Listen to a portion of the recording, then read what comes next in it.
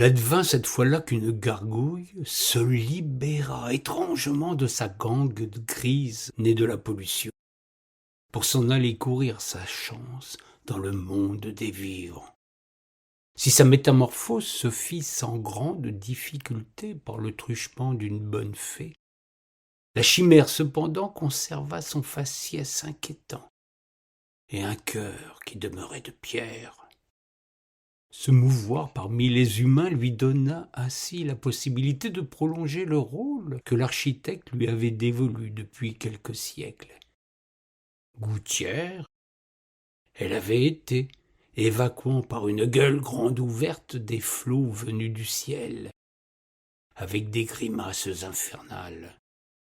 Gouttière, elle restera dégueulant désormais des tomberons de perfidie, jetant son venin à tout vent contre une humanité qu'elle ne pouvait sentir. Pauvre misère que la sienne, quand la vie insufflée par la fée Carabosse ne lui permettait pas d'en jouir pleinement. Le simple bonheur de partager tout naturellement les émotions et les plaisirs simples de l'existence humaine lui était inconnu.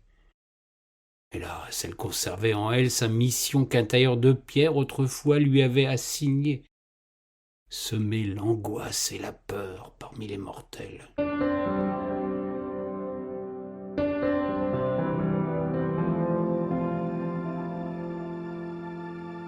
La tâche lui sembla cependant bien trop grande pour elle seule.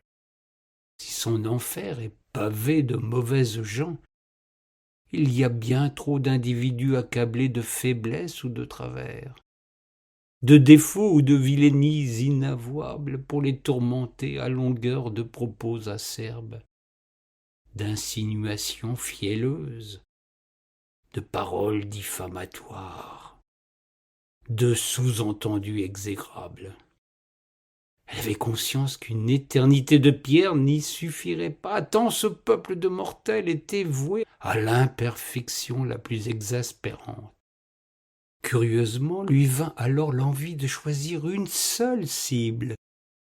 Comme jadis ces eaux du fiel ne tombaient que sur le même petit secteur du parvis de sa cathédrale. C'est parce qu'on l'avait jadis orienté vers le Ponant, avec une vue imprenable sur la rivière qui coulait un peu plus loin, qu'elle se mit dans son sale caillou l'idée de ne s'en prendre qu'à un seul, ayant un rapport incestueux avec la dame Ligère.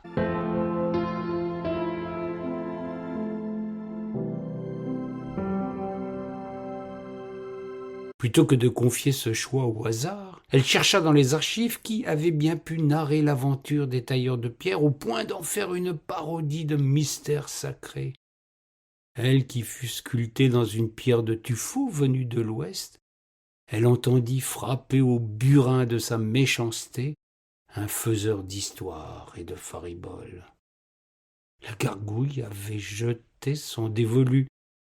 Désormais, elle se mit consciencieusement à l'ouvrage, réalisant avec application une forme de chef-d'œuvre de compagnon du devoir.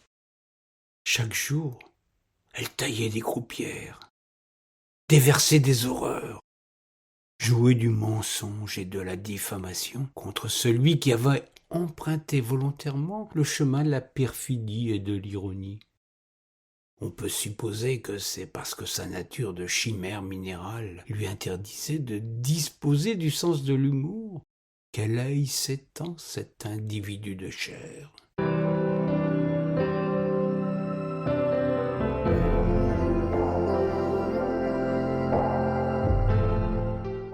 La gargouille vomit son ire et sa méchanceté, cracha son venin et sa bile d'une bouche déformée par les grimaces et la haine.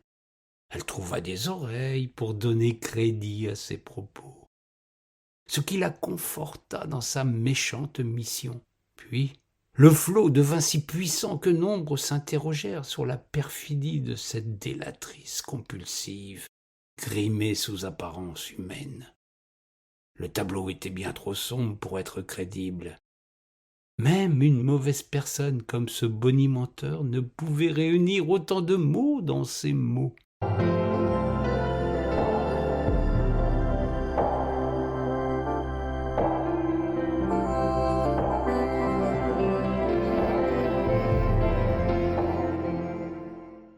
fée Carabosse fut alertée par les anges gardiens de l'univers mirifique.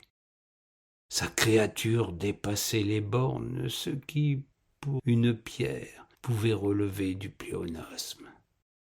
Elle se dit qu'il convenait d'intervenir avant que la situation empire, et que la victime ne règle ses comptes par un mauvais compte, de ceux qui parfois transforment de bons amis en ennemis irréductibles.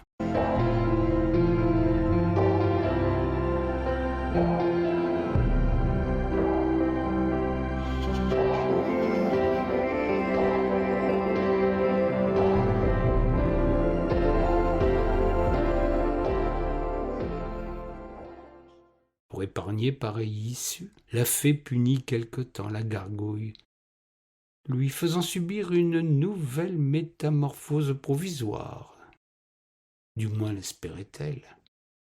Pour un temps, elle devint une bouche d'égout, afin de mesurer d'un peu plus près ce que sont vraiment les immondices de l'humanité.